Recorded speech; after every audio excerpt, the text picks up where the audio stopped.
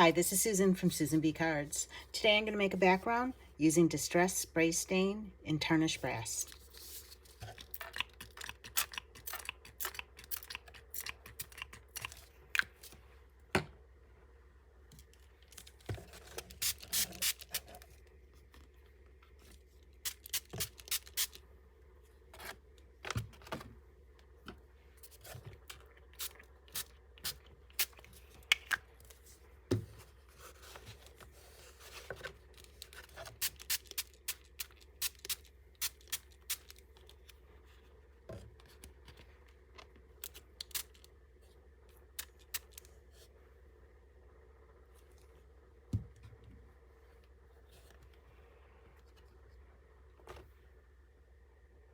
After the panels dry, I take some Distress Resist Spray.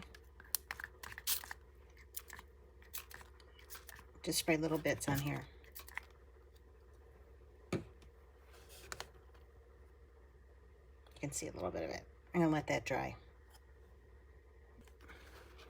After the resist spray is dry, I take some Distress Oxide spray in Speckled Egg.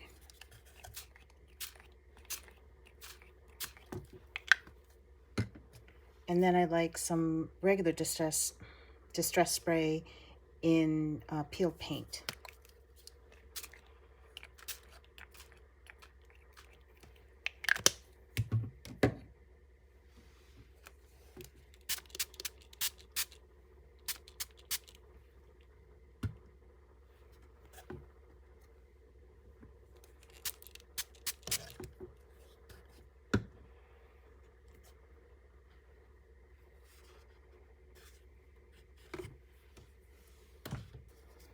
And then I take a little bit of brown, which is Vintage Photo. Don't want too much of that because it'll start to overtake the whole thing. And I kind of just let that just drip down the paper. It's going to look pretty grungy. And then I like to take a little bit of a darker blue. This one is Unchartered Mariner.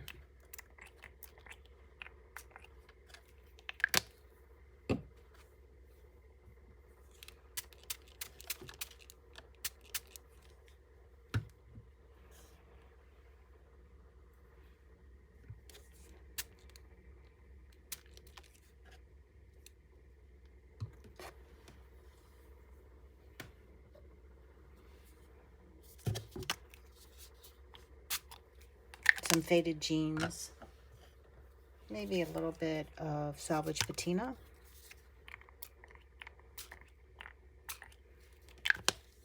And I just let all that run together. And whatever it ends up looking like is what it is. Now the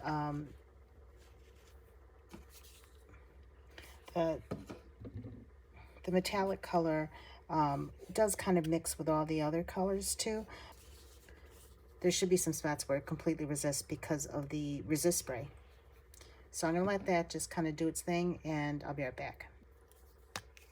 I used a heat tool and dried it just a little bit. I'm going to put some rusty Hinge on here. Now the only Oxide I used was the Speckled Egg. Everything else is just regular spray stain because I don't want it to look too cloudy. And I do think it could use just a little shot of brown. So you'll see it kind of looks like that eroded metallic look that Tim Holtz does. Pretty similar, but it's just done with sprays. So this is what it looks like. And I'll probably just leave it like this. I'll dry it a little bit more with the heat tool and see how it looks. So here is where it's at. You could always take some ink and a blending tool and just put a little bit more brown on it if that's what you're looking for. But I do like these little areas of the dark brown and then the rusty hinge and a little bit of that green from the peeled paint. But I think I'm pretty much done with this. If I decide to don't do anything, I'll just ink up the edges a little bit. Next, I'm going to make the Rosette. And so this is from the set called Vault Rosettes. It came out this year, 2024. You cut 3 of these to make one rosette. I used wrapping paper. This is gold wrapping paper that I had. I bought it at Michael's, and it was about $5 for a roll, and I've been using it for some gift ideas that I had. So these were just some scraps that I had. I did try using a piece of regular metallic cardstock, but I don't know if you can see, it's really hard to crease. And it's probably because the metallic is coated onto this paper in some way. You can see how bad the creases look. Plus, it's so thick. And this is just from Michael's also. I think it's their Recollection brand, and it feels like about 65 pounds.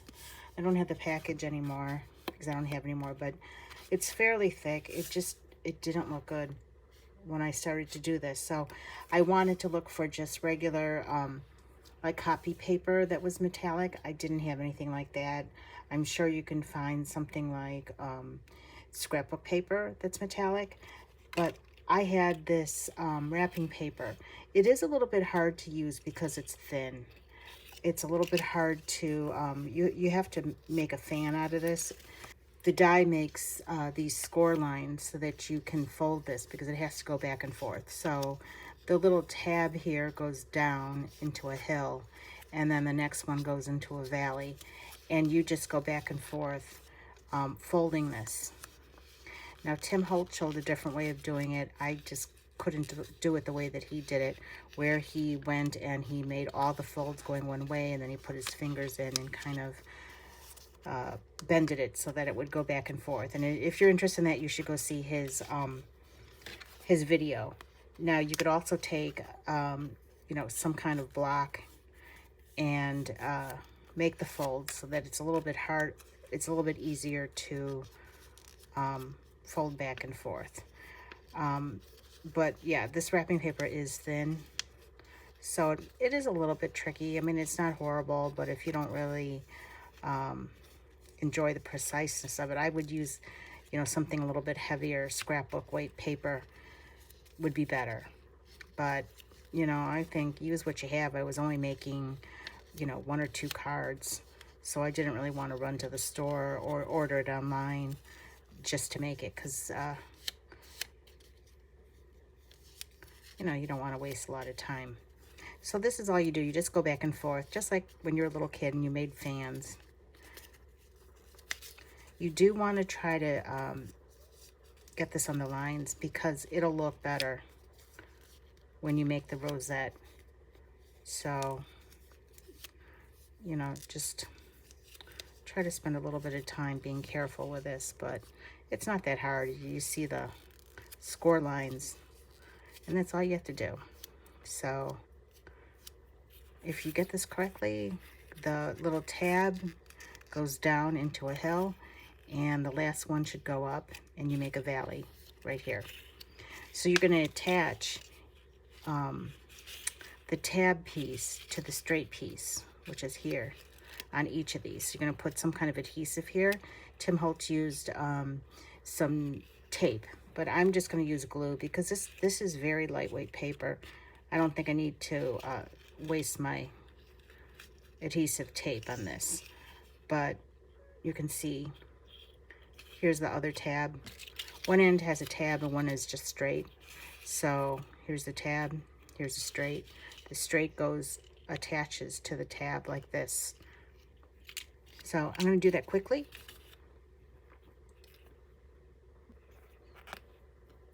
So I just went and got my glue, and then here's the tab.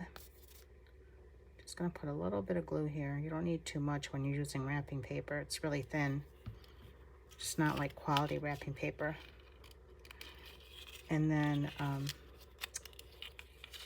here's the tab, here's the straight edge. Just line them up.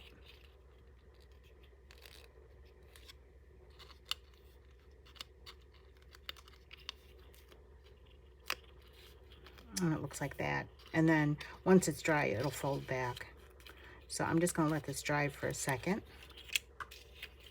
Shouldn't take too long because it's paper. is wrapping paper. And then here's the tab on this end and the straight. Just put a little bit of glue here.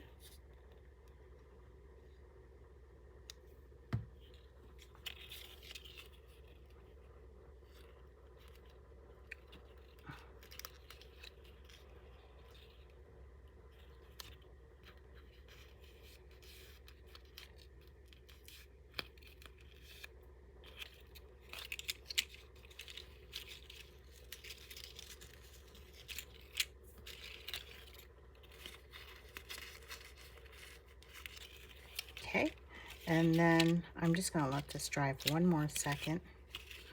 I'm just going to try to put those, fold those edges back.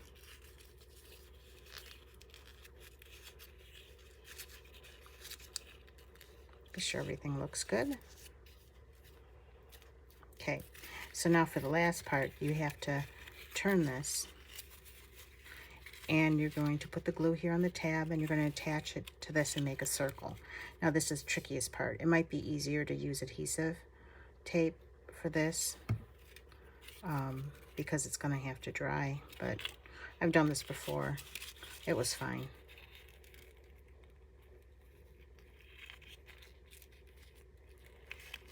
Oops.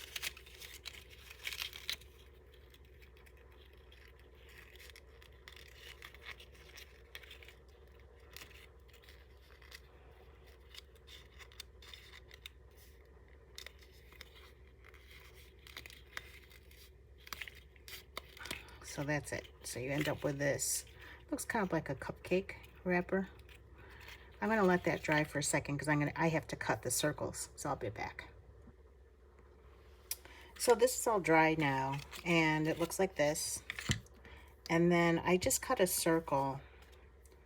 You know, there's smaller circles for this, but I think that's only necessary if you're going to be able to see the back. And since I'm going to put this on a card, you're not going to see the back. So I just wanted something a little sturdier since this is wrapping paper. So this is all I did. I put a little bit of tape, a little bit of glue, and this just has to dry. And you have to give this enough time to dry because otherwise it'll pop up. So I just put it upside down, and then, you know, just put something not too heavy where it's going to smash it, but just so that it stays in place. So I'm going to let that dry, and that's it. Ready to go. So I'm going to tell you about this card that I made. I think it really came out nice, and I'll give you a couple reasons. So the background is just interesting enough, but not too distracting, I think. The Rosette also, I think it's a nice piece to put the wreath on top of, and it kind of makes it seem like the glow from the candles is spreading out, you know, it being gold. And I think that looks really pretty together. Of course, this isn't really the kind of card that you can mail just because this is just wrapping paper, but it's fairly sturdy because I'm pressing down on it now, and it's not like it's bending or anything, but you know, you'd have to really wrap this in bubble wrap or something for it to make it to its final destination. So the last thing I want to really tell you about, I'm not going to show you all.